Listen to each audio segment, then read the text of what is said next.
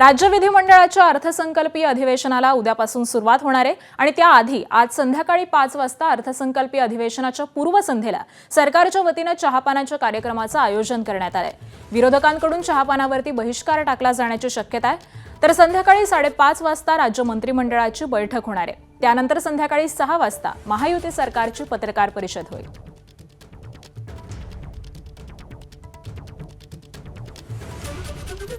आणि यंदाचं अर्थसंकल्पीय अधिवेशन हे विशेष का आहे जाणून घेऊयात ग्राफिक्सच्या माध्यमातून।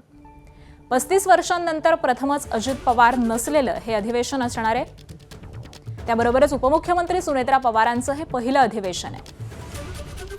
दोन्ही सभागृहामध्ये विरोधी पक्षनेता नसलेलं देखील हे पहिलं अधिवेशन असणार आहे। 6 मार्चला अर्थसंकल्प कर्जाचा बोजा 9.5 लाख कोटींवरती जाणार अशी शक्यता आहे। अभ्यागतांना पास देणं बंद झालेलं आहे, त्यामुळे गर्दी कमी दिसणार आहे। त्याबरोबरच अधिवेशनादरम्यान राज्यसभेच्या 7 जागांसाठी निवडणूक प्रक्रिया पार पडेल।